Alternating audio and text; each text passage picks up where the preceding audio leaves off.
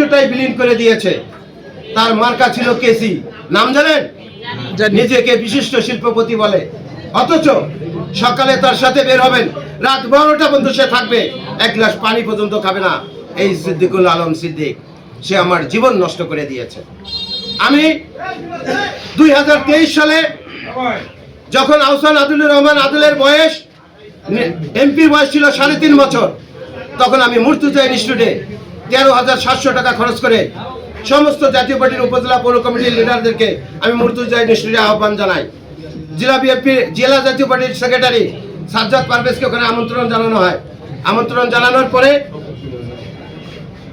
না উনি তখন ছিলেন, জেলা জাতীয় পার্টির সাধারণ সম্পাদক সাজ্জাদ পারভেজকে আমন্ত্রণ জানানোর পরে এই মিটিংটার অর্গানাইজার ছিলাম আমি এবং অর্থদাতাও ছিলাম আমি। এনে মিটিং করে আহসান আদিলুর রহমান আদিলকে অবাঞ্ছিত ঘোষণা করি এবং ওই স্টেজে সিদ্দিকুল আলম সিদ্দিককে এমপি প্রার্থী হিসেবে ঘোষণা করি। তো তাকে এমপি বানানোর পিছনে প্রথম হাতিয়ার কে ছিল? প্রথম কিন্তু আমি মাহানামা ছিলাম, তার জন্য সব করেছি। তারপরে যখন আমাকে রাত 12টার সময় তার মিসেস আমাকে ফোন দিয়ে বলল, মাহানামা তুমি কোথায় আসো, তুমি আমার বাসায় আসো। আমি তার বাসায় গেলাম। সে আমাকে বাসায় ডেকে নিয়ে বলল, আমরা তোমার কি শত্রু? তুমি আমাদের ব্যবসা বাণিজ্য নষ্ট করতে চাচ্ছ, তোমার ভাই তো এমপি নির্বাচন করবে না, তুমি কেন জোর করে তাকে এমপি নির্বাচন করাচ্ছ? আমি বললাম, ভাবি আপনার ভাই, আপনার হাজবেন্ড যদি এমপি নির্বাচন করে সে অবশ্যই নির্বাচিত হবে। আমরা ওই দিন 16 পাণ্ডব ছিলাম, জাতীয় পার্টির এই 16 পাণ্ডব মিলে জোর করে সেদিন সিদ্দিকুল আলম সিদ্দিককে আমরা এমপি টিকিট নিয়ে আমরা কেচি মার্কা দিয়ে নির্বাচিত করেছিলাম। সে এই রকম পার্টি অফিসে রেজলিউশন করে সিদ্ধান্ত নিয়েছিল যে আমি যদি নির্বাচিত হই, মাহানামা তুমি আমার জন্য এত পরিশ্রম করেছো, আমি তোমাকে পিএস বানাবো। কিন্তু কি হলো, ভাগ্যের নির্মল পরিহাস, উনি এমপি নির্বাচিত হলেন, আমাকে এখানে সাজায় পুরায়, আমি কাপড় চোপড় নিয়ে ঢাকায় চলে গেলাম। সংসদ ভবনে যখন ঢুকতেছেন তখন আমি সিদ্দিকুল আলম সিদ্দিক ভাইকে বললাম, ভাই আমার কেন এখনো আইডি কার্ড নেওয়া হচ্ছে না, আমার কেন ছবি নেওয়া হচ্ছে না? তখন তার ইমিডিয়েট ছোট ভাই তারেক, আপনারা অনেকে চেনেন, তারেক আমাকে বলতেছে যে আমার ভাইয়ের পিএস হতে গেলে তোমাকে এমএ পাস হতে হবে, অথচ আমি ডিগ্রি পাস একটা ছেলে, আমি তার ভাইয়ের পিএস হতে পারবো না। তো আমি বললাম তাহলে পিএস কে হবে? সে বলল পিএস কে ময়মনসিংহ থেকে আনা হচ্ছে, ম্যান অফ গাইবান্ধা। সে ময়মনসিংহে এক ফুলতলা এমপির, আওয়ামী লীগের এক এমপির পিএস ছিল, তাকে পিএস করা হলো। সেই দিনের পর থেকে এই লোকটির কাছে আমি আর আমার কোনোদিনও যাই নাই।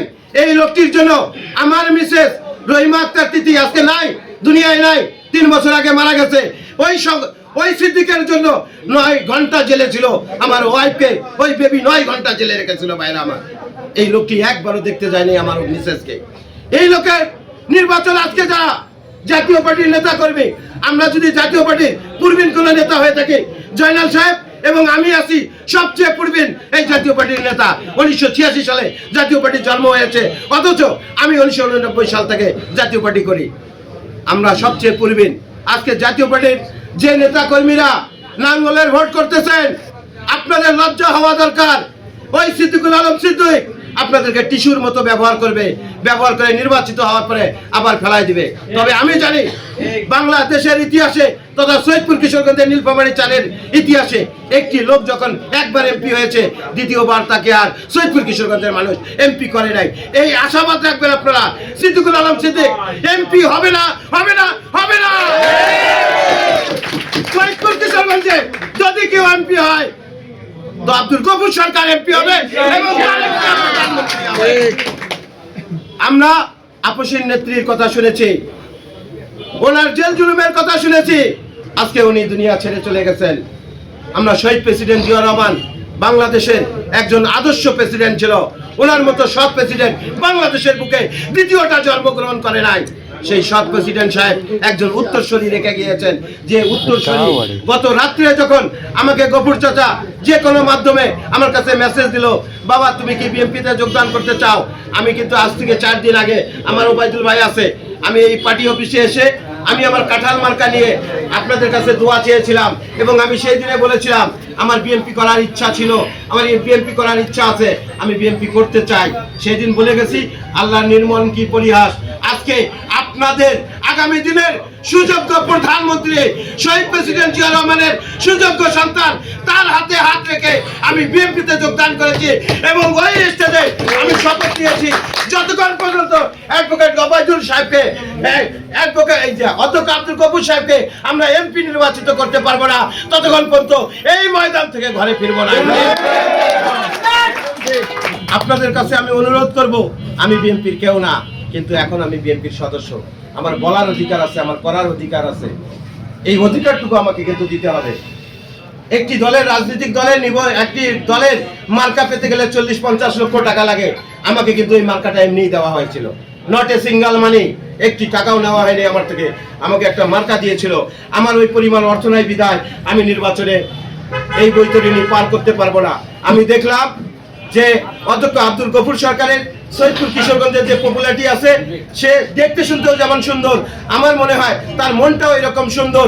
এই সুন্দরের দিকে আকৃষ্ট হয়ে আমি আজকে জেলা বিএনপির নেতার হাতে ফুল দিয়ে সকালবেলা তার কাছে আমি এটি ফরম পূরণ করে আমি আপনাদের দলের সদস্য হয়েছি। আপনারা যদি আমাকে সুন্দরভাবে গ্রহণ করেন, আমার রাজনৈতিক ক্যারিয়ারে আমি মানুষের জীবনে ক্ষতি করি নাই, আমার দ্বারা মানুষের ক্ষতি হবে না। আপনার সুখের দিনে যদি আপনার পাশে না থাকতে পারি, দুঃখের দিনে অবশ্যই এই রওশন মাহানামা আপনার পাশে দাঁড়াবে, যখন যেখানে ডাকবেন আমি মাহানামা যেতে রাজি আছি।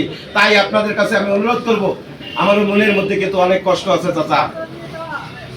আমি দীর্ঘ 35 বছর রাজনীতি করেছি, আমি কিন্তু রেলের কোয়ার্টারে থাকি। এই সিদ্দিকের জন্য আমার একটি প্লাজা শোরুম ছিল, উনি আল্লাহ 30 দিন আমার শোরুমে গিয়ে বসতেন। উনি নির্বাচিত হওয়ার পরে আমার শোরুমের সমস্ত কাপড় চোপড় পচে গিয়েছিল। আমি শোরুমটা 18 লক্ষ টাকার শোরুম আমি 5.5 লক্ষ টাকায় বিক্রি করেছি। সে বলেছিল করে দেব। এই লোকটা কিন্তু একটা বেঈমান, একজন বাটপার।